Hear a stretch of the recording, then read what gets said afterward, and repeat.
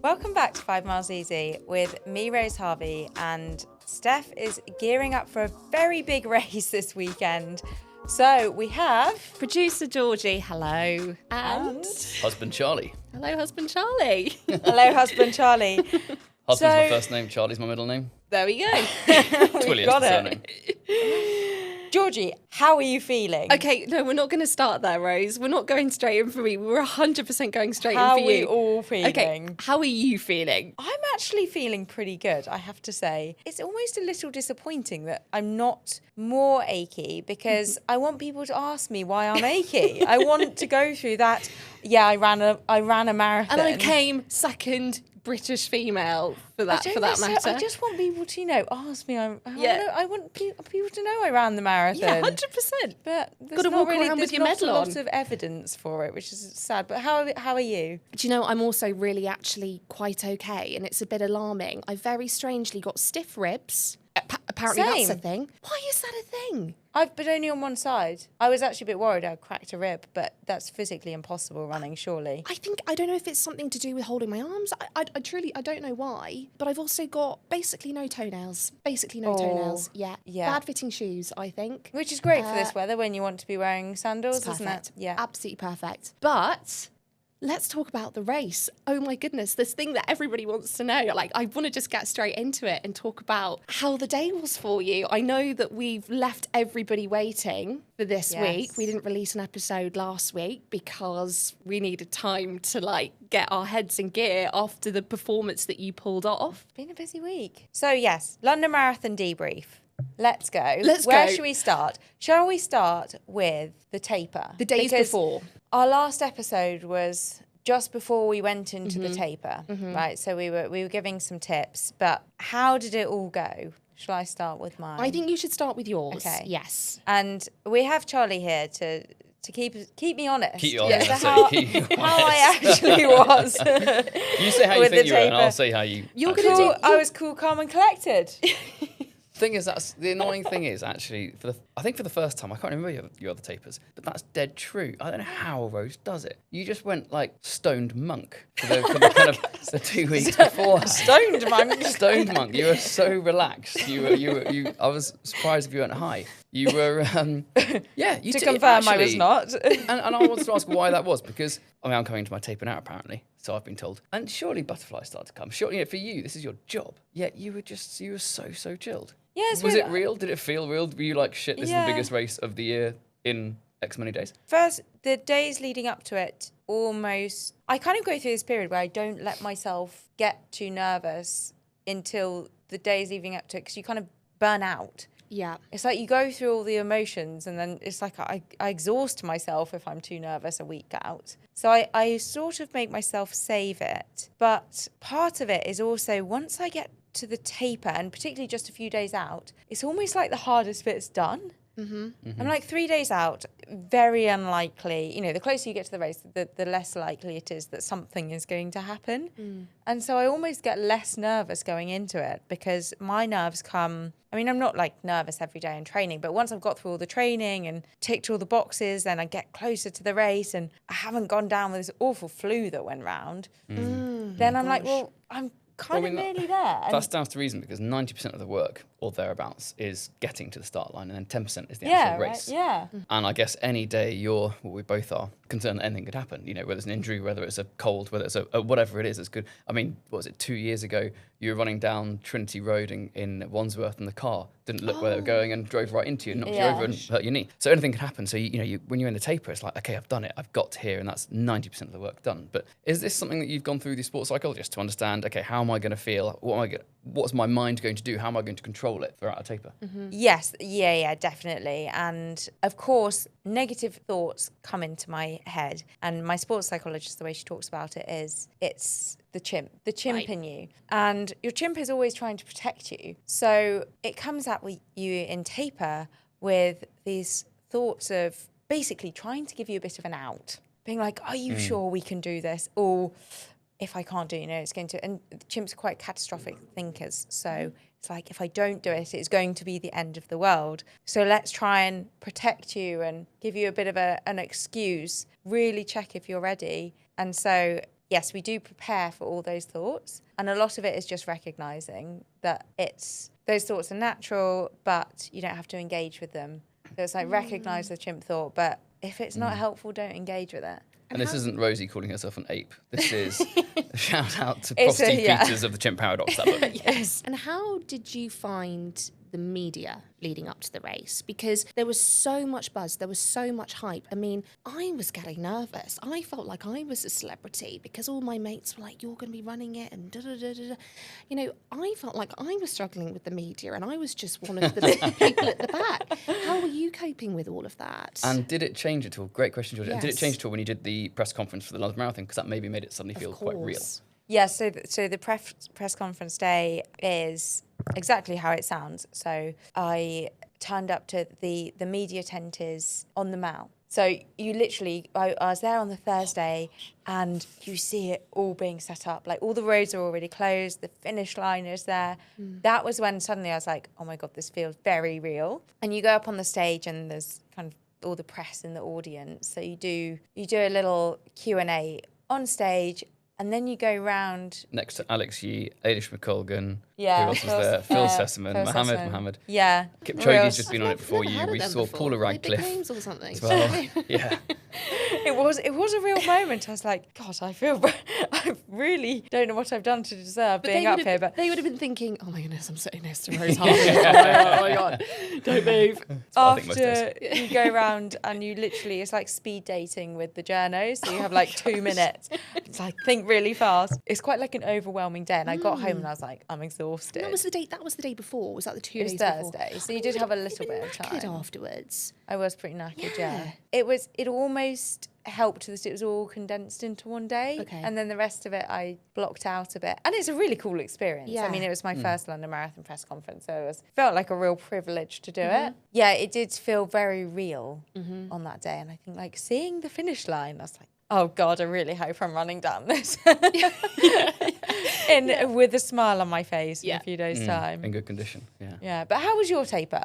My taper was like actually really okay. I avoided getting unwell. I was in an office full of very, very sick people. That stressed me out. I'm a bit of a hypochondriac anyway, and I'm quite passive aggressive with it. Sort of when people are sort of coughing, I'll like take myself out of the room. But it was really bad over taper week, and as I told you, I actually uninvited my friends from an Easter weekend away from me, an Easter weekend away with me and my family. Uninvited I your uninvited friends? them. I actually uninvited them. How did you do that? I just Because sent they them were text. ill, or you just By text, Yeah, brutal. I just sent them text. You WhatsApp broke up. Truly. Yeah, I really did. And bless them, one of them, she's a junior doctor. She was like, I'm so excited for this weekend away, you know, around sick people all of the time, bless her, just really keen to just spend some quality time with me. With healthy people. Yeah, literally. And I sent her a text message and I said, oh, what happened was we'd had plans on Thursday night and I was feeling really tired. So I texted them and I said, I'm not going to make Thursday. I'll see you at the weekend. I said, I'm just a little bit worried I'm getting unwell. I wasn't, but I just felt like I might be.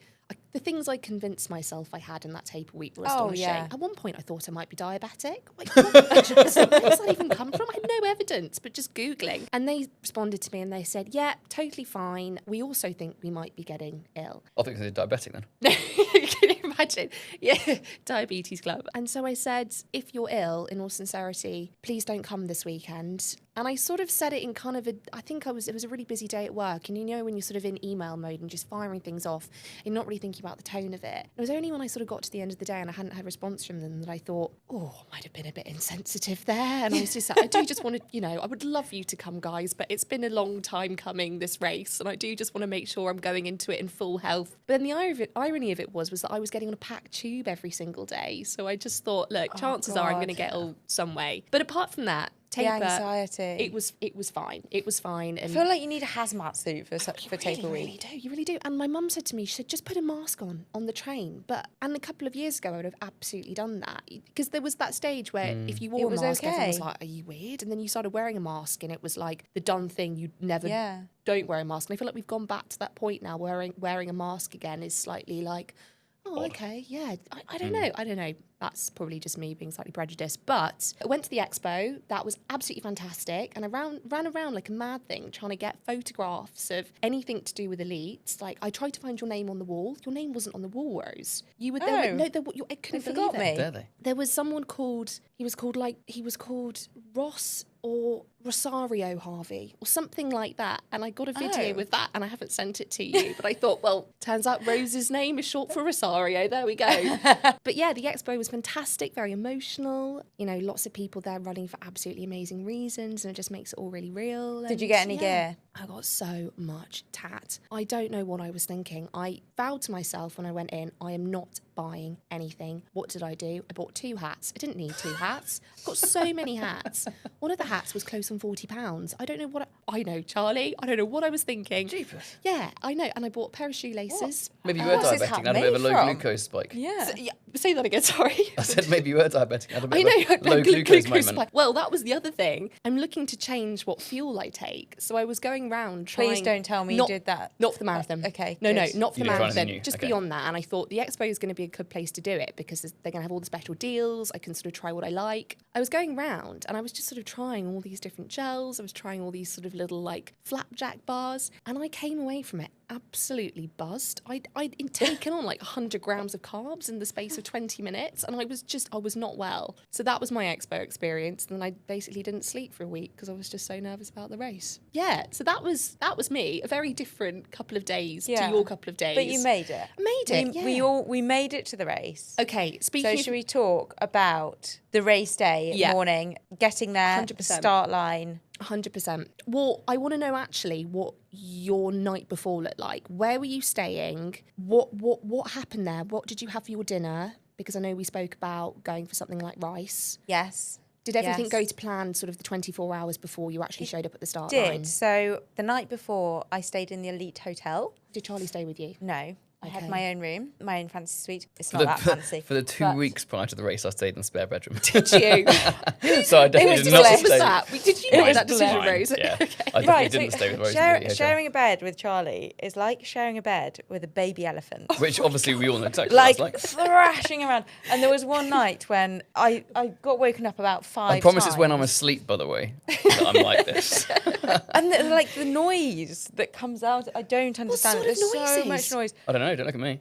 I'm asleep. Like a baby elephant. Like, just imagine a baby elephant, and that is Charlie. Anyway, on the 5th time, I got up in a huff. And I really made a point of, like, getting up in a huff. Doesn't wake up. I did actually wake myself up once because I hit Rose with my hand. Yeah, when I got I was hit. like, why did you hit your head against my arm? My arm hit your head. It was the other way around. So I went downstairs and went down into the spare room. Then it was that morning that 6 a.m. anti-doping woke me up. And I was furious. I was like, I need my sleep in tape a week. When you say they woke you up, what they call you to? No, so they ring the doorbell. Ring the Ferociously. doorbell And is at it just a 6 sort of a.m.. surprise? Yes. Surprise, anti-doping. Yeah. Wow. We've had it all It's corners never of a the world, time, haven't we? yeah, Really? everywhere. But never a time you want it, especially 6 a.m. after a very disturbed night's sleep. So anyway, after that incident, Charlie slept in the spare room. So I had a lovely... Not entirely of my own accord, but anyway. Banished. All the reasons Anti-doping was my fault. Yes. I'd organised it. I thought about it. I chose that Charlie morning is in actually particular. from anti-doping. He's been undercover for however Yeah. many years. He's I actually... can confirm she is most definitely clean. Good to know. Stand down, colleagues. But Stand yes, down. I had a blissful taper, and then the night before I went into the Elite Hotel, which it sounds very glamorous, and it's kind of one of those things that in reality you don't want to be there for longer than you have to be because it's not your own bed, and it's But it is glamorous because you go up in the lift and then Paula Radcliffe's at the end of it. yeah, that's And cool. then you go down the lift and then Kipchoge's there. And you're like, what is this place? Yeah, it was Yes. mental. It is nuts. So literally all the elites are there. So you do just see Kipchoge like hanging out there, which is incredible. It was actually pretty chilled. So I got there Saturday afternoon. You have to do a series of briefings. You have to do things like get your race shoes checked because they all have to be signed off by Sure. World Athletics. And then you have this whole briefing about what's going to happen in the race. The drink stations, you have to hand your bottles in. The day before? Yes, the day before. So you mix up your drinks, and as people may have seen, the elites have their own drinks tables. So you have to make sure your bottle is appropriately decorated. It's a bit of a gamble. You hand it in, you like check what everyone else has got. Like, oh God, I hope I haven't got the same colour coordination as someone else. And I often see elites will do something to their bottle to make it slightly grippier. They'll put a handle on it, or they'll put some tape round it so they can hang on to it. What did you do to personalise your bottle? I put coloured tape on it. Okay. But that's more just to identify it, because you need like some colour that you can see easily going up to it. And I remember was it Chicago that you had problems with grabbing your drinks, or someone had grabbed your drinks? Yeah, before? Chicago is a little chaotic with the drinks. But London, because we go off early, there aren't many out, which is good. Mm-hmm. If you think about it, you're running at 18 kilometres an hour. It's quite hard. You try and pick a bottle off a stationary table with loads of others there. Yeah, it's quite tricky. It's When a you're real knackered. skill. Yeah. It is a skill. Yeah. They cheer you when you get your bottle. Really? People at the table are like, yay! Oh, thank God. Bravo. So you do all of that, and then an early night. I woke up at 4 a.m. on race day, just because, it's race day. You couldn't go back to sleep. Couldn't go back to sleep. So how much sleep do you think you had? I'm quite lucky that I can go to bed quite early. Yeah. So I was probably asleep by 9:15, Okay. and then woke up at just after 4. Okay. But what was your Whoop recovery score that morning? I didn't look. I did not. I looked look. afterwards. It was 44%, wasn't it? Which is chronic. I mean, that's quite bad. atrocious. That's really It's low. probably all the nerves, yeah. Yeah. That's not Yeah. what you want the morning of a. It's So you're right to not look. No. Yeah. What did you eat? And why have I got this image in my head of you at a table with like Kipchoge and Alex Shee all sort of snacking in together? Or do you eat separately? How does it work? So the night before, the dinner was quite weird. See, they put on dinner for you, and normally you have loads of options.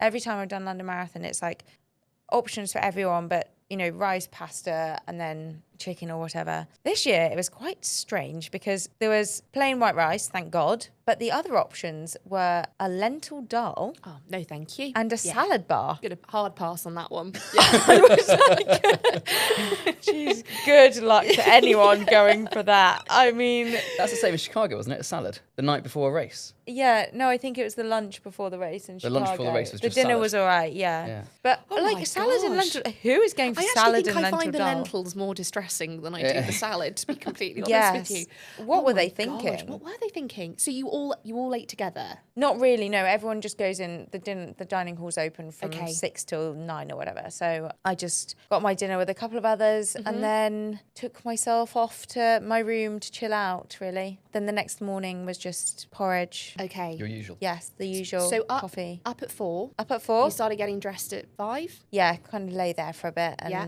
had my coffee, sorted myself out. Who did you chat to? Did you chat to Charlie? Did you check in with your coach or anything? Or was it just you from that moment on? It was just me. I don't really Yeah. check my phone. I check my phone to the absolute bare minimum on race day morning. But I kind of like to stay quite calm because you've got 5 hours if you wake up at 4 before the race. So you kind of need to stay calm for a while. But I had breakfast, got my race kit on, got all my stuff sorted. You get on the bus at 6. Okay. No, 6:30. 6:30 we got on the bus to take you to the start because our race hotel was near the finish. So we had to drive to the start. And then it's quite funny when you arrive at the start because we arrive so early, it's really quite quiet and it feels like the calm before the storm. And you're just taken into the elite area. So you don't really get, when you're warming up, there's a road that goes through and either side is all the mass. So you do sort of get the buzz, but it's quite kind of eerily quiet when you first get there. But we have a nice heated tent where we can do all stretches, warming up, sort our stuff out.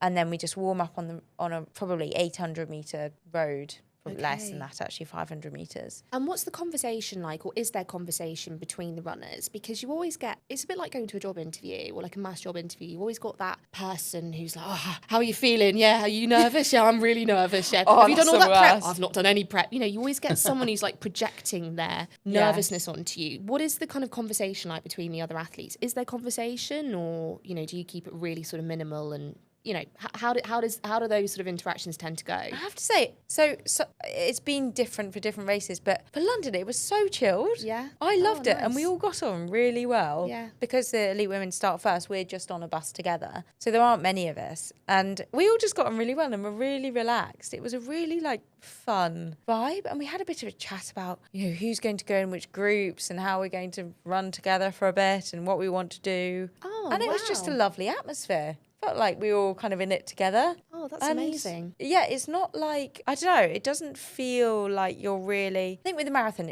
ultimately it's kind of you against the marathon at the end of the day. And of course, if we're going down the finish straight together, like we're going to race, but for the first at least half, if not 20 miles, kind of helps everyone to work together. Sure. So you do talk about what pace you want to go out at, you have pace groups, a bit of tactics, and we're very happy to like work together for a bit. So it is quite a collaborative atmosphere, I'd say. And how does it work with those pace groups? I'm conscious we'll come on to the race itself in a minute, but how does it actually work with the pacers? Because I saw a couple of pictures of you running behind a pacer.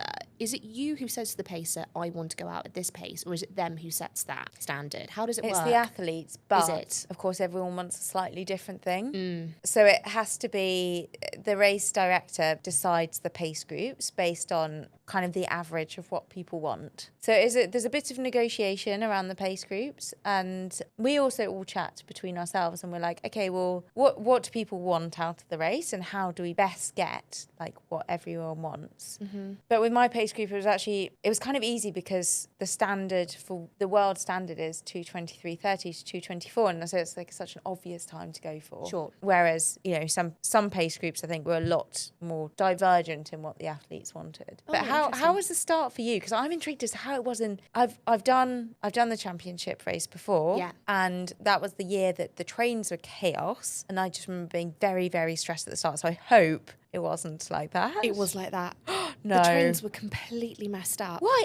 Always on marathon day. Honestly, I was so fuming, and I only realised, because I make the journey into London basically every day. I know it like the back of my hand and all the routes. And then the day before, my mum kept saying to me, have you looked at your route? Have you looked at your route? And I'm like, Mum, I know what I'm doing. It's fine. Back off. And then I looked at the route, and obviously it was saying it was going to take me about 2 hours to get to the race start. And it's quite a delayed, you know, you can have a later start in London, but I was of the masses actually quite early. I think I was at about 9:30. So that was going to mean leaving at, you know, whatever hour. So I ended up having to get a lift to Kingston in the morning, got to Kingston and missed my train, which I never do. I never do, for the record. And it was just that morning, and I didn't panic. I sort of thought I would rather leave home knowing that I've got absolutely everything, that I've been to the loo, that I've had the breakfast I want to have, and if I have to be late to the start, then that's okay. So I missed it by honestly 30 seconds. The doors were there, and I was like, if I'd run, I would have made it, but I thought, I'm not running, I'm not stressing myself out, I'm about to run a blinking marathon, it's not happening. So I ended up chilling at Kingston Station for a bit, which actually was quite nice because there were loads of other marathon runners going from there, and we sort of started chatting to each other, and I made friends with a really nice guy called Akil, and, you know, we sat on the train next to each other, and I found out everything about him, and he found out everything about me, and, you know, all the races he was running, and it was amazing because It's quite calming when you have those very much chats, so. isn't it? It's a really strange one, the marathon, because you can become so sort of, or at least I feel like I can, you can become really sort of self-absorbed with it, for want of a better word, where you sort of lose focus and perspective, because when you're training, you're having to get up each day and continue to motivate yourself and keep going and like push that bit more each week and da-da-da-da-da. And, you know, no matter how fast you're running it, that's a sort of universal experience. And I think it means that you can sort of lose perspective on it. And, you know, when people look at you like you're crazy, you sort of understand it because they're not, I'm not explaining this very well. I think it's just, you can become basically really sort of self-focused with it. And actually chatting to other people, hearing about their experiences, hearing about their training, you know, I sort of started talking about fueling and this guy just had really no idea what I was talking about. And I thought, oh, okay, everyone is running this in a very different way. You think that everyone's experience is your own experience, and it's not like that. And actually it was really lovely. It never fails to amaze me, like how many people do it. Oh, yeah.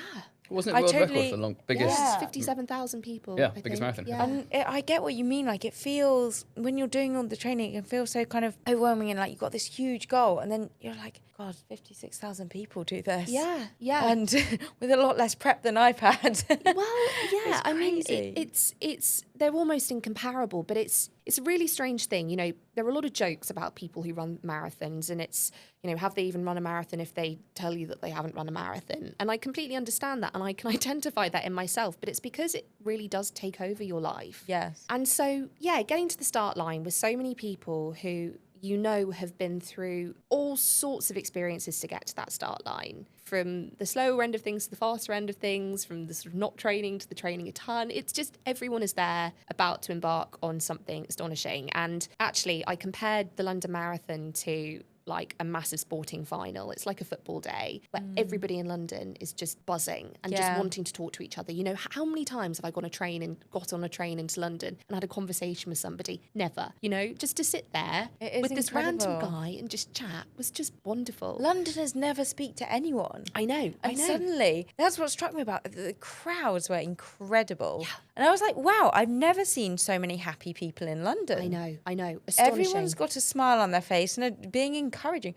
I mean, I'm used to running in Battersea Park and getting yelled at. I get just hurled abuse. And I'm like, this is the first time in London I've ever been encouraged it's probably for running. You've just been running so fast and sort of chucked a child out the way, though. It's probably all Charlie's there with his bell. Sort of, get out of the way. People actually It's do really, get hard really to change angry when direction in super shoes, to be fair. And sometimes you have to yell a little bit. But it is genuinely the first time I've ever been encouraged by a stranger running in London. And I got so much encouragement. It's amazing, just so many people supporting it. Okay, so let's actually talk about the race itself. Okay. So you in the elite tent. Yes. What is the point that they say to you, or how does it happen? Is there someone who walks in and says, right, ladies, time to go? Yeah, we get called out 10 minutes before. Okay, and you head to the start line. We head to the start line. And again, it's a very, like, there's just us on the start line. You don't have all the masses behind you. So it feels just so quiet. It's almost a bit of an anticlimax because you've waited so long for this moment and there's just, 17 of you lining up. There aren't loads of crowds. There are a couple of stands with people in them. And then you go and you're kind of all lining up on the start of the marathon always makes me laugh because you're like lining up like it's a sprint and the gun goes. And then of course the first bit feels so slow. Yeah. And I always think like as I go, I'm like, oh, yeah. Right. Really underwhelming. Here we go. Yeah. 26 miles to go. Yeah. You know that they actually played your start in all of the mass areas. Oh, so they had did great they? big TV screens. I would love to say that I saw it, but I was actually in the toilet underneath the screen.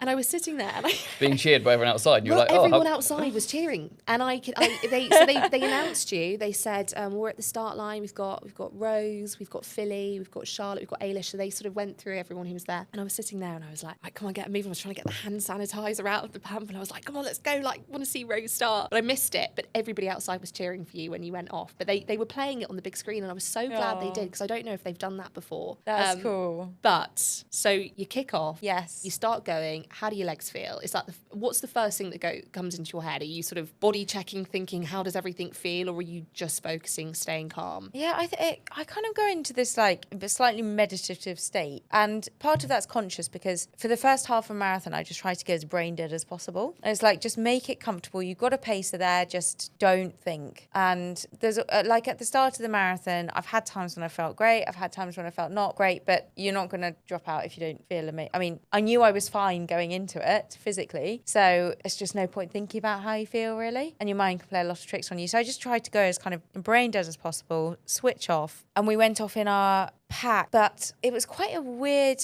start to it, as in the first half of it really didn't play out how I thought it did. And that was where I really had to kind of change tactics of the race. I thought we had a group of 5 in our pace group and I thought it was going to be pretty competitive, at least up until kind of 20 miles. I thought we would have that group. Yeah. And it broke up really quickly. So within the first 2 miles, we had 2 paces. One of them went off quite fast. We were dropping some kind of more like sub 220 paces in the first 5K and I was like, fantastic. Yeah. And 2 girls went with her and I was like, I'm not doing that because I want to survive. So the 3 of us, me, Philly and Charlotte, dropped back a bit with another pacer. So there was us 3 for a while and then Charlotte dropped off and I was like, oh, this is not panning out how I thought. Yeah. And it was at that moment, which was only, I think it was about kind of 5 miles in, I was thinking I might have a quite long solo grind here. I was sort of prepared for it, and I should have been more prepared for it, if I'm honest, because it's happened so many times before. It happened to me both times I've run at London. But I think mentally I was just, the way I'd envisaged the race, and you kind of picture the race panning out, it was always with a group. And suddenly I didn't have this group. So I did have to change tactics a little bit. And I actually decided our pace was a little slower than we intended, but I decided not to push it because I didn't want to blow up if I was by myself. Sure. Kind of think with these in a marathon, it's one thing being by yourself, but being by yourself and blowing up is not fun. Yeah. So I did run a little more conservatively in the first half, which I don't know if it was the right thing to do, but Well, if it was 15 degrees lower, you might have pushed it. But as it was like, it was also plus warm, 20 yeah. degrees or something. Yeah, it was You've got to also be careful. warm. It was also warm. So but- where were you at this point, Charlie? Were you there? Because I know you were planning on cycling. Were you running alongside? In all of Rosie's races, I try and see her as many times as possible. So Chicago Marathon, I think I saw you 9 times. With or that something. legendary video that made me cry when I first saw it. Yeah, just brilliant. Every time I see that video, it still makes me shed a tear. London normally, because it's a bit more of a spread out course, can't see as many times, but about 6 times or something. I've torn my hamstring this time though. Rosie's last speed session I feel of her so block. bad. Oh, Rose, for goodness, why have you done this? There was no reason for it to go. We warmed up properly. We did drills, all the rest. Anyway, so I decided I'm gonna. I think I managed to see about 4 times because I was shuffling rather than sprinting around the place. So did you see Rose in those early stages, or were you saving it for the second half? Yeah, no. So I think it was mile 8 I first saw you, and then mile 10 or 11, and then mile 23, and then the finish. What was going through your head at mile 8? What were you thinking? Were you thinking, okay, she's on track, she's looking strong, Yeah, so I'm tracking the field at the time, seeing what's happening, seeing if anything's changing around there, and then I'll try and relay anything appropriate to Rose. So I have my own jobs, and we have methods of doing that as well. Oh, great. And so at mile 8, I did a little bit of that, relaying information, what was happening around the race. But ultimately, it's a fine balance because Rosie's got to do her thing now. I've done everything I can. So the coaches, so nutritionists and sports psychologists and strength and conditions and conditionists and physios and everything. Everyone's done what they can do. Kind of now up to Rose. And Rose has done, as we said earlier, 90% of what she can do. It's, this is just the last little thing. But so there's a fine balance now between, we've had it before where I've just been going mental and Rosie's gone, oh shit, what's wrong? Like nothing. You're running a fucking marathon. Hurry up! And you literally have that. So we now discuss and agree beforehand what it is I'm going to be communicating, if anything, any particular time, and then I'm kind of careful with what I do say. And sometimes it's just in Chicago. Actually, a lot of the time I just reminded her to smile and enjoy it. And put herself in a positive frame of mind. And, you often say you're being paid to run around in circles. And that's literally it sometimes. So sometimes taking the stress out of it and going, hang on, what is this? Yeah. This is enjoyable. It's quite important. So sometimes that might be what I'm trying to communicate.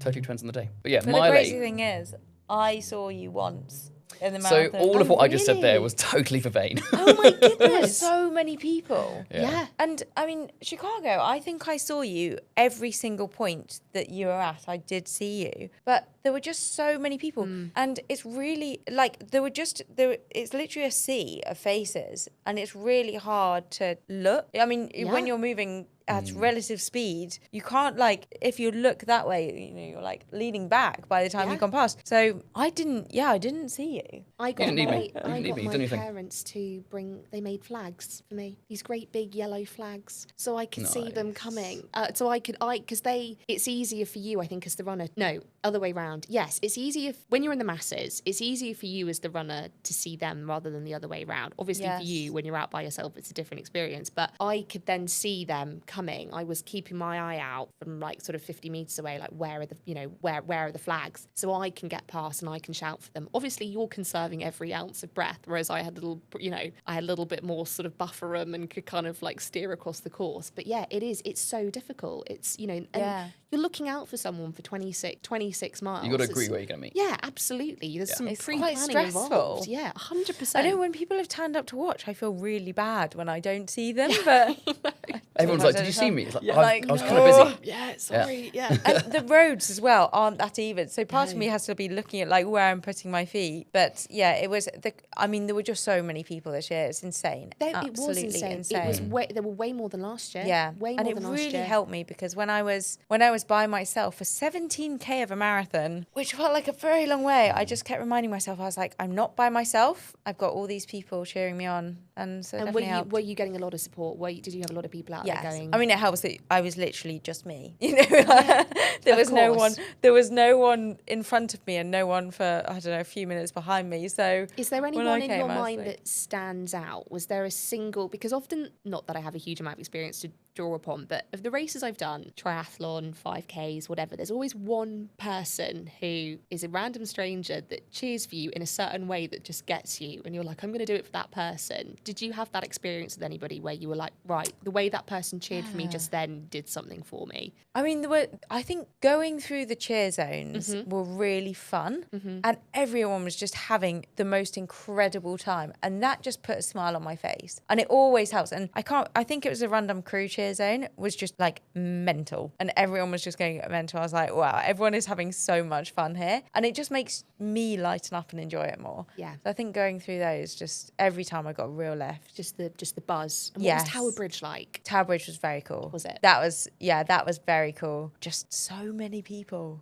So many people. It's fun, but I wish they didn't we go through our drinks just before, and there were all the photographers, and you're trying to like take in the crowds and the photographers and everything, but you're also trying to get your drink and have it. Right. So it's a bit chaotic Yeah. at Tower Bridge, but very cool. What were your favourite bits? It's taken a lot of time for me to think about this because when I finished the marathon, I thought, I'm never doing that again. That was utterly horrendous. My favourite bits were Cutty's art was great. That was great. But actually, the cheer zone, yes, Rundem Crew was really, really great. There was a point where I went through mile 15 and a group of women that I do triathlon with were all there. They had a sort of their own little cheer zone. And at that point, my race had imploded. But there was my lovely friend, she's called Leslie Ann. Shout out Leslie Ann. As I ran past, she actually came and joined me on the course. There was sort of there wasn't really anyone about, and the sort of barriers were down. There weren't many people cheering there, and she sort of came and sort of ran with me for a bit. And she said, at that point you'd finished, and I've got Rose's results. I'm going to get the results up for you. And she couldn't get it to load, so we were sort of running along next to each other. She said, God, guys, it's not loading. And I said, can BBC News, does it say anything on BBC News? So that was a highlight for me. It was like,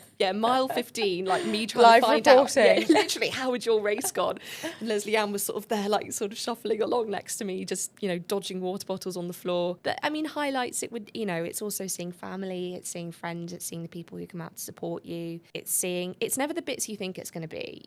When you're going into it, you think, oh, it's going to be great when I get that goal and I can tell everyone that I ran that time and whatever. And actually, it's, there was a moment that stood out for me where there was a young girl, she was probably, 20 odd, and she was running just in front of me, and as we were coming back along embankment, she saw her dad, and I told this story the other day and I cried at the pub, and my friends were like, what's wrong with you? But she sort of spotted him and she was like, oh my God, Dad.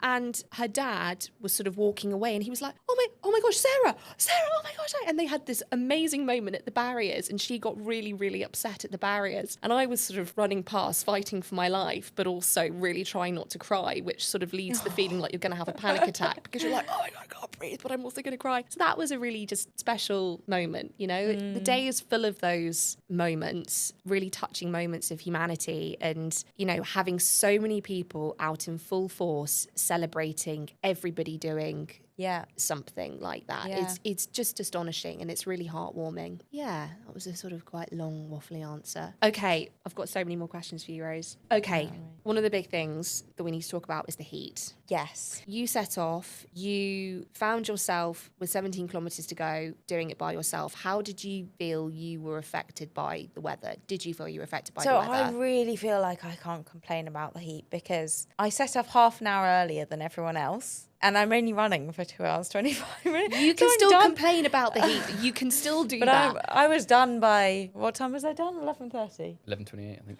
Actually, no, you can't complain about the No, heat easy. Do it you know what wasn't. I mean? I did, I think about, to be honest, I didn't find it that bad. I was also out in North Carolina for a stint, which is really hot and humid. And so I did have some adaptations there. And I know others did struggle with it. I think particularly in the men's race, it was a bit hotter. And I do remember about it was only really the end, like mile 23, I did have a moment where I was like, oh, I'm quite warm here. And was trying to chuck water on myself. But the showers weren't turned on for us, which was bizarre. So we couldn't run through the showers and couldn't get any ice. They were great. Loved the showers. Yeah, I went for some ice as well, and they were like, no, not for you. No ice for me. So I didn't get that, but could have done with it, to be honest. Yeah. Because it was quite warm, but I don't feel like it massively affected me. So when you had 10K to go, because you always say it's a sort of 10K race at the end, Yes. you know, that's sort of really what makes or breaks a marathon. I don't know if you say that, but I know you talk about the importance of the 10K at the end. Did anything change for you at that point? Did you think I'm just going to keep doing what I'm doing? Or did you think I'm going to try and push this? Or what happened? Because I know that you were about 30 seconds behind Ailish. I know. So I didn't know that at the time. Okay. And I only saw her when I was coming onto Birdcage Walk and I saw the motorbikes and I was like, that must be Ailish. So, but before that, I didn't see her at all. I kind of assumed that I was very much by myself. I knew that the girls behind me, like well behind me. And to be honest, I feel like it was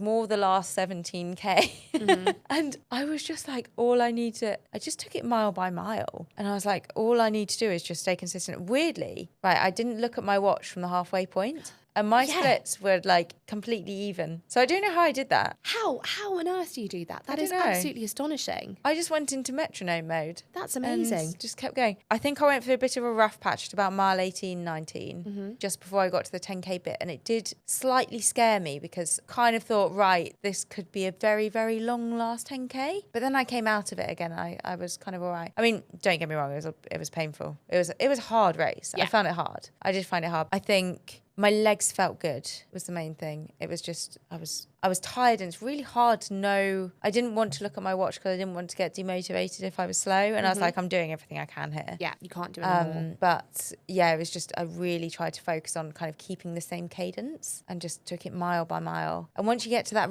river spit, in my head, I was like, once I get to the river, I know I'm okay. Sort of embankment area. Yeah. Yeah. Still quite a long way to go there, isn't it? Quite a long, deceptively a long way to go. I feel like it's about uphill as well. It is. It's all. Is I it? know. It's all. Yeah, it is. And like, I honestly, I know people say London is flat and fast. I felt like I was climbing Mount Everest. Actually, the majority of that race. Did you go up that really steep bit in Canary Wharf? Yes, I forgot about that. I How's the hill? I had no. I mean, it's really steep. The people walking up that hill, and you're really sort of having to kind of get a stride on because it's steep. So, Charlie, do you, when you're watching Rose, what are you feeling? Do you feel nervous for her? Are you sort of, have you got kind of coach brain on? What are you feeling as you're watching her? Because I know it can be a really tough day for spectators as well. Well, should I tell you about what I do for Rose? 'Cause that'll give a bit of context. I'd love to know a bit more. So my job, so obviously, you know, there's quite a lot that goes into getting Rose to the start line. Yeah. And a lot of people involved in that. So I mentioned earlier, there's 2 coaches, S&C, physio, nutritionists, sports psych. I've definitely missed people out and I'm really sorry. Half of those I've probably found. And so and I'll try and, my entire remit is to try and create an environment where Rose can thrive and Rose can just do her thing. And so whether that is taking things out of the way, any roadblocks or anything that's going to prevent her doing that, or put her on a pedestal so that she has more of an opportunity to do that. So commercial, corporate deals I'll do. So for example, after Paris, so all the media as well. So let's say Paris last year, I'd look after all the media, then look after, obviously, we had one channel that I will remain nameless who approached me, this is why everything goes through me, saying the morning of the Olympic race, can we interview Rose? Can she come into the studio this morning? I mean, this is one of the biggest across the world. I won't say who they are. It's like, no. Yeah. So we had quite a few of those things. And when Rose can't do it, I'll sometimes offer myself to do it as well. And then obviously, we had Paris and then Rose had a fractured femur in it, as we all know. So then my job is, okay, what happened there? Why? How can I help to improve that? So that's when we did a deal with Whoop, so we can understand more about Rosie's recovery, because the reason was not prioritising recovery quite enough. So how can we look after Rosie's recovery more? Then through Whoop and various other kind of tests that we did, biomedical tests, we then did a deal with IM8 to help Rosie's nutrition out and all of your supplements. And then again, we'd look back at Whoop and see what's impacting it. Lots of other things. So that kind of stuff. Then end of the year, we renegotiated with Puma. So flew over to Herzo where Puma head office is. And that was a good 2-day negotiation with them to set up everything that Rose needs, again, to be able to thrive. And it's very, very complex. We could talk about this another time, maybe, with what the kind of levers you can push and pull in creating an athlete contract. But in understanding what matters to Puma, why are they paying Rose to run in Puma gear, what's valuable to them, and then likewise to us, and then making sure we can tinker it. And then at the end of last year, I was thinking, okay, well, what went well this year in 2024? And how did I help Rose? How did I not help Rose? Waking up in the middle of the night, hitting her on the head and stuff. Hence we got aircon Baby elephant in the house.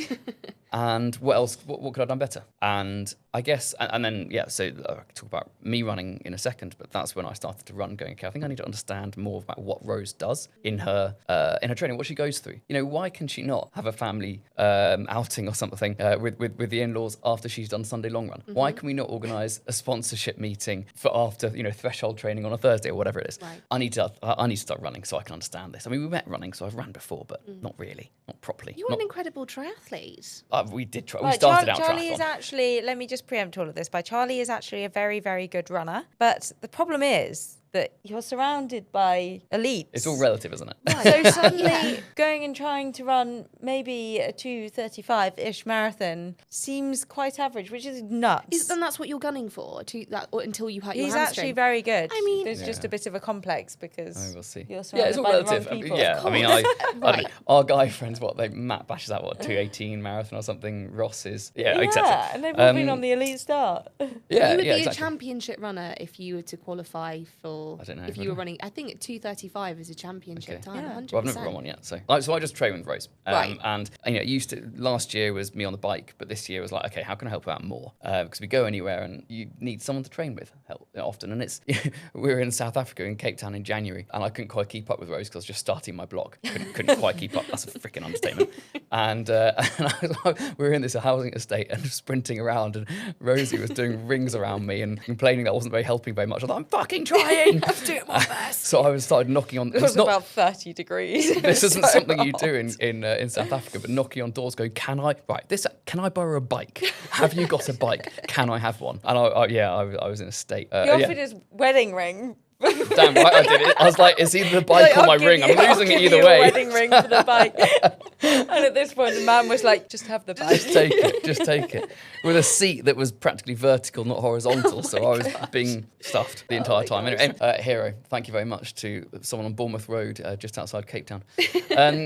So fast forward to your actual question, which was like, what is it on the day? Yeah, I mean, I've done, Rosie and I, we're a team and we've done everything to this point to get Rose ready for this. As I said, along with a heap of other people who are incredible. And it's now, I find it very difficult. I think I'm worse in taper than Rosie is, which is why I asked the question earlier of how the heck do you do this? Have you gone through this with the sports psych? Because shit me, give me a session so I know what to do in taper, so I'm good or calm. I did also have a mental work week, didn't I? Incredibly busy work week. But yeah, Rosie's done it, so I try and pare back a bit, give her the space. She knows what to do now. She's incredibly experienced. I mean, yes, 2022, Rosie had only been running really for a couple of years and not very properly, and both of us were feeling this out and going, how the heck do we do this? I mean, I've never looked after an athlete before, so again, I was also going, how do you set up a pro contract? So when I'm on the sidelines, I definitely struggle to keep composed. I'm going absolutely ape shit inside, but I just remind myself, what does she actually need in this moment again? And that's the question I always ask myself. And that's when I referenced earlier, Chicago, for example, I was reminding her to smile. This is epic what you do. And so it would put Rosie in a good frame of mind. So she's like, oh yeah, this is incredible. This is what I get paid to do. I'm just here to have fun. It's not stressful. Let's just go and have fun. Let's go and enjoy it. Same with London this year. This year we were trying to communicate a little bit more, not that Rose saw me. And so I would try and focus on that now. But I think to be honest, it's the same with anybody on a start line of London Marathon supporting a loved one. Yeah. You're going a bit ape shit inside, It's but you need to stressful. remind yourself, actually, there's nothing you can do anymore. No. You know, I'm going to you've- be so stressed on your marathon day. Oh. I'm going to be more stressed than my marathon on your marathon day.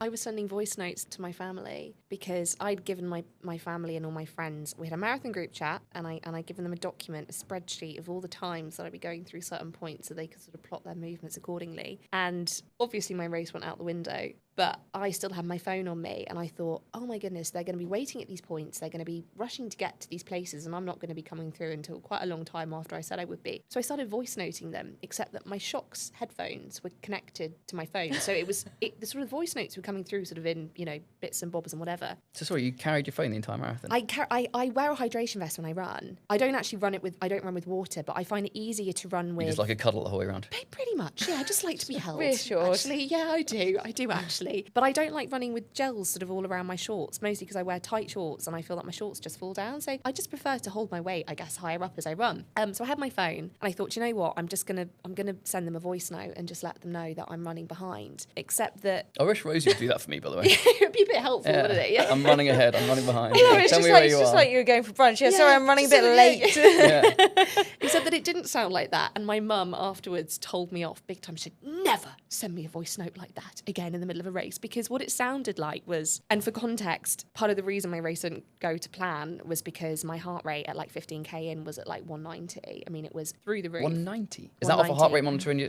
chest or no, your wrist? it is my wrist, so it's Okay, not completely accurate. yeah. But my max heart rate is about 200, and so for me to be at 190, 15k in was pretty shocking. And I'd seen that, and I can usually, even if it's not completely accurate, I guess it's kind of consistently, it's pretty consistent, if that makes sense. So it's never really high or really low. It's just that even if I'm 10 beats per minute out, like I sort of know. Do you know?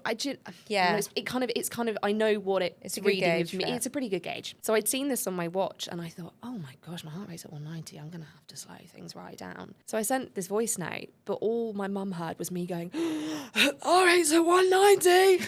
I'm slowing down. I'm not going to see you. And all of them were like, oh my gosh, is she having a heart attack? What's wrong with her? Oh my, and you know, they were all panicking and I just got this message from my mum saying, walk, everyone else is walking, just walk. And I was like, I'm fine, I can keep going, it's not a problem. But yeah, voice noting and sort of updating in that way was very distressing for them. So I know that at the end when we got to the pub, they were all sort of sitting there like, that was just a really, really tough and upsetting day out, because every time I'd see them, I'd be crying. So just, yeah, all in all, pretty traumatic for them. So yeah, big cheers to the spectators and you, Charlie. And you made it to the end. Made it to the end. So should we talk very quickly about celebrations? Yes. What did you do afterwards? Went to a pub, my local pub, The Crown in Nice. St Margaret's, if you've ever been. It's really Lovely. very nice. Headed there, I had 2 shandies and I don't really drink. So that was a lot, particularly when I was as dehydrated as I was, Yes. which I'm part of the reason I'm sure the race didn't go to plan. And then I was in bed at a really reasonable hour. Really, really dull, but it kind of goes. So tired by the end of the day. I was know. dead. I thought I've got nothing to give and I had to go to work the following morning. Oh so God, that's hideous. I just thought all I want is to lie in my bed and just chill. But on that note, I know that you, Steph, and I had a sort of little chat about this and found it really, really interesting and sort of about sacrificing. And, you know, I know people think when you run a marathon that the thing you're going to go and do is just like blow off a load of steam and like have a couple of days of just like going a bit crazy and whatever. And actually, I don't know that that's the reality for a lot of people. So how was your post-race celebration? I mean, that's the thing. I mean, don't get me wrong. It's lovely to have a week off at home. And I've been away for like the best part of 3 months. Mm-hmm. So I am enjoying my time off. But lots of people say, you know, are you going out and having loads of wine and eating pizza every night? I'm like, well, no, because I don't really enjoy it. No. Like, the thing is, I'm actually quite boring. And But you're not. I quite enjoy being boring. No, she And really is. she really- Rosie No, I uses am. running You as said an it, not me, excuse Charlie. for her Yes. normal life. This is the thing, like running professionally gives you a fantastic excuse to be really boring. It's like people with little kids. You know, how many times do they use kids for an excuse not to do something? I use running, and people think I'm just really disciplined. Yeah. When you don't have it as an excuse, it's kind of awkward because you're like, I still actually want to be in bed by 9 p.m. Now I feel like I've got to stay up, and it's What shit. time were you in bed last night? You got up at like 8:45? I made it to 9:15. Did you? Good going. Very good going. But it's so interesting you say that, because I think I've grappled with this myself, where I don't not drink, but since January I've maybe had 2 or 3 nights where I've had a glass or 2 of wine. But I sometimes think, is there something wrong with me that I don't feel this sort of need to, blow off steam in the conventional way? And I thought, gosh, am I too? Do I need to sort of chill out a bit more? Do I need to let my hair down more? And actually, I find it really refreshing that you say that. But running is chilling out. Well, But I think yeah. And I love I love nothing more. And you're the same, like waking up, feeling great after a good night's sleep and doing some exercise. You feel I think amazing. the thing is that you would find this life incredibly difficult if you weren't like that, because you'd have to be sacrificing so much Yes. stuff all the time. Actually, and it would be exhausting, because you just always have to be pairing yourself back, going, oh no, I can't go out tonight, or I can't go and, I don't know, go to the pub with all my friends, or I can't go and whatever it might be. But actually, this is the life you've chosen because, or fell into, I guess, because it's what you would like to do anyway. I think that's probably why you don't find it quite as much of a hardship what you do. You see the positives in it because it is incredible, and you do get paid running around in circles, and it's just lucky that you like running around in circles and everything that comes around with that as well, all the baggage, so to speak. So I don't think you could do it if you got to the end of a marathon and you were like, great, let's go get pissed, because that's not you anyway. Yeah, It used true. to be at university, I can definitely attest to. I didn't know you back then, but Yeah, I've had heard my stories. party days. I've had my Sure. party days, and I got them out of my system, and now it's just quite chill. But it's. I mean, it's also, I've had a few things. I did a podcast with Colin Jackson yesterday. Oh, I mean, how amazing. surreal Let's is that? get him on the I was podcast. literally sitting. I was like, my life is ridiculous. Yeah. Just hanging out with Colin Jackson for the morning and doing some stuff in the house, just enjoying the sunshine. right, doing some really. stuff in the house. Rosie never does anything in the house. Right, this is right. Yeah, Ever. This is. Ever. I'm Rosie looking forward to uses. going back to training because I no longer have an excuse to not lift a finger. It's We just not spoke great. about Rosie using running as an excuse for not doing things, and it's Right. dead true. I mean, everything from just leaving cutlery and plates and everything in the sink when it's I'm not right that and bad. above. You are That's not- absolutely that's that not bad. me. You are That's atrocious. you. What is it? The fucking dog? You're atrocious at the Leave them dishwasher. above the dishwasher. No, I don't I think even the dish was on. So I do all of the laundry in the house. I do all of the tidying up do in the do house. a lot of I housework, do all of the you do washing that. up in the house. Rosie would say she does the cooking, but actually we're supported by Fresh Fitness Food, now Callow. I feel a bit obliged. So they deliver to us do food some every cooking, day. which is terrible. So yeah, and it's, when it is not, I just said that I will try and help Rosie out in anything she does to make her faster and do what she wants to do and achieve. And that does include me not nagging her around the house going, for fuck's sake, can you just I don't know, put your pants in But the now laundry? Charlie's in his taper and I'm on holiday, so it's like And she still It's- doesn't do the laundry, so I've yeah, done it's a fine. lot of housework this week. Like? all the You laundry. sorted your wardrobe in no, the hang on, you did one. Rosie thinks she did all the laundry because she did put one load on. She didn't take it out of the washing machine, done nor a did she lot hang it of- up, nor did she fold it afterwards or put it upstairs. I've put but a she lot put of stuff one. away. Rosie, of your own, sort of your own stuff that's an absolute fucking carnage. So Rosie turned the washing machine on once. That's what she did, and therefore she thinks she's done a lot of laundry. I've done the Good going, dishwasher Rose. and I cooked dinner. I And feel I much washed better up. out of that. I've had a big vent now. You've got it off your chest now, That Charlie. built There up we a- go. Yeah. Let it all out. You needed to hold on to that for your marathon. You needed that sort of angst and anger to fuel you round all the way. Oh, it's You're not gonna- anger. I know what Rosie's like now. I've come to terms with it. We've got 2 weeks of this, and then it's back to housework for you. A week and a half. Yeah, well, no, I'm still doing housework now, but I'll let Rosie think she's done all the laundry because she put the washing machine on. So how are you feeling for your race, Charlie? I mean, it goes back to why I'm doing it.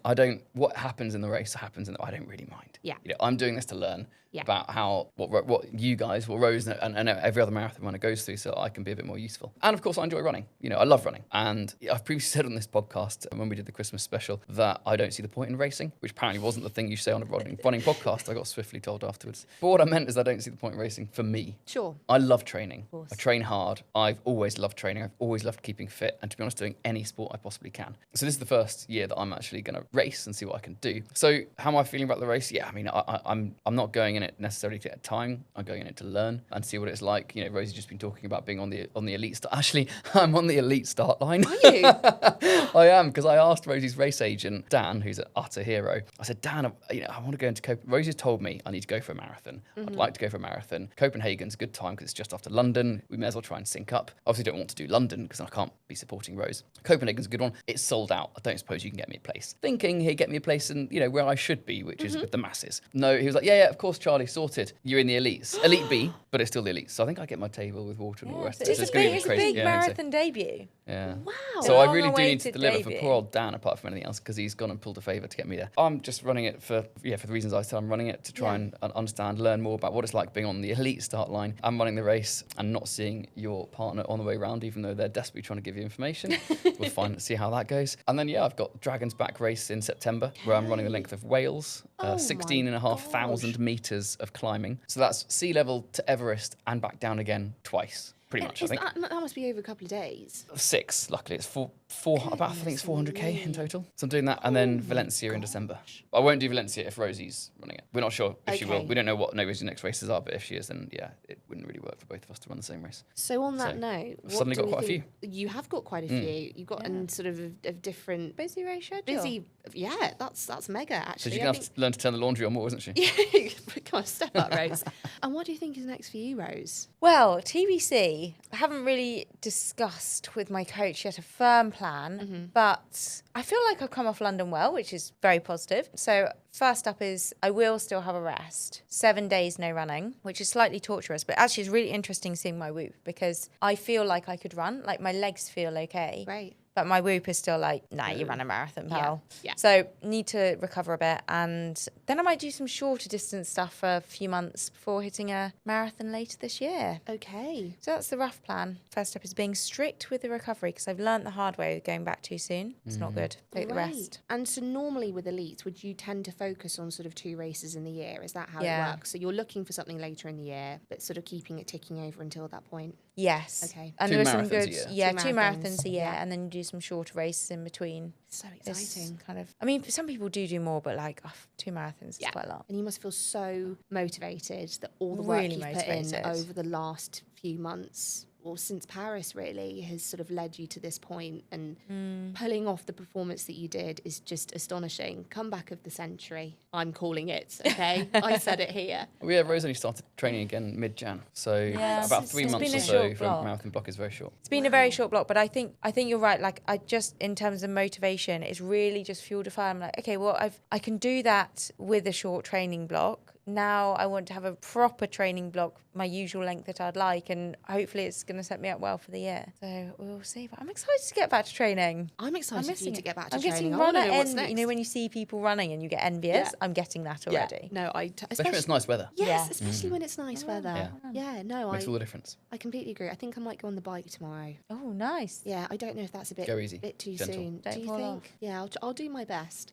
I've only fallen off the bike once, and it was I was moving about 3 kilometers an hour, and I was just trying to go around a gate, but I decided that I could mount the pavement from sort of side on, and it was the most awkward thing because I was hardly moving, and I just sort of fell flat. There were a load of scaffolders, and they all went ooh as I fell down. Oh gosh. That was our second date, Rosie's scar there. Oh, yeah. She did exactly what you just said there. Gosh. Fell Is over that your and I fault, said, I'm Charlie? scarred for life. Well, on our first date, Rosie told me she bought some cycling shoes. I presumed she could cycle. Right. And you said shoes. Turned out she couldn't. It took me down a closed road. Rosie Oh, on it second turned date up. didn't want, this is 2016, didn't want to tell me she couldn't ride a bike, despite having all of the gear.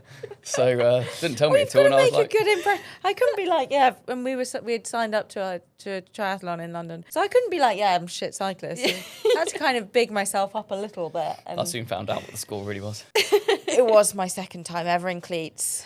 Good going. That's pretty good going. It was. I do blame you for taking me down a road that was firmly closed for a very, very good reason. Actually, take the blame is on Charlie. Charlie, this is your fault. Yes. Never unfortunately. presume the girl has the gear, therefore can do the sport. I actually have on my Hinge profile, one of my prompts is I'm a triathlete, but I'm petrified of the bike, which is true, but it's mostly just to brag that I have done a triathlon. But I also don't want them to think I'm therefore an elite athlete. So I've added in there that I'm petrified of the bike. And I get so many likes on it. They absolutely love it. Yeah, the boys absolutely love There it. you go. There you go. That's the Hinge prompt of the century. You can sort of I brag. love that casual flex. The boys Yeah. absolutely love it. Absolutely, sort of brag, but then yeah, they do.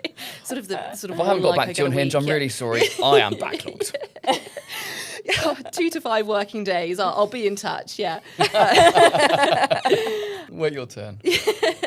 Get in line. But yeah, no, I do recommend it as a prompt if you've done a triathlon. Well, now surely you have to add something about the London Marathon because that's an instant conversation, and you need to tell people. Yeah, You just need to tell everyone. it is Everyone true. on Hinge must be like, I ran the London Marathon. How do you know someone's a marathon runner? Because they'll tell you. Because they'll Yeah, tell you yeah. about it. Exactly. I did go into work the following day and I had told myself before going into work, don't tell anyone. No one cares. No one cares that you ran the London Marathon. You're just gonna hobble a little bit. A little, So, a little bit. And little hobble. And I just, at every given opportunity, I just couldn't help myself but sort of blurt out, out. There was a point when the lift wasn't working and I'm on the 5th floor and I was sort of walking up the stairs and I said, oh, this is really difficult because I ran the London Marathon yesterday and I just couldn't help myself. So Someone carry me. yeah, please put that on my Hinge profile as well. Anyway, on that note, shall we call it a day? So we'll be back next week with Steph after she's run considerably further. I cannot imagine finishing London and being like, I've got 60k to go. I know. And I mean, she's also doing it in rings, isn't she? She's Yes. sort of just lapping and Hideous. lapping. That's the thing. The next episode, we will hear all about that, which is going to make us feel pretty weak, to be honest. It probably will. Sorry. If she's going to run 100 miles one way, is she going to have to run 100 miles the other way just so she walks straight afterwards? So they actually alternate. They do do. they? Yeah, Well, yeah. hang they on, do. that makes it way harder. You have to stop, turn around, and then go again. I mean, I don't think she's running like 5:20s, but Jeez. If that's really hard to stop and do a U-turn. yeah, You can't, momentum's kind of crucial. Right, so we'll hear all about that on the next episode. I cannot wait. I'm so excited. This is such a big month for the both of you. I'm just, all of us. all of us, but it's just such a pleasure to hear all about it. And I really hope listeners, you enjoyed it. And if you did, please let us know what you thought. Please comment on the podcast. And give us a lovely rating. lovely rating, Follow. like, subscribe. All of those. And if you've got any questions that you want to know about marathon running or that you would like to ask an elite runner, please do send us a message. We're usually pretty good on Instagram, or drop us an email. There are so many things that I'm still learning, so I can only imagine there are so many things that the listeners want to know. So do get in touch if there's anything you want to know. No question too silly. Thanks for joining us. 5 miles easy. See you next time. See you next time.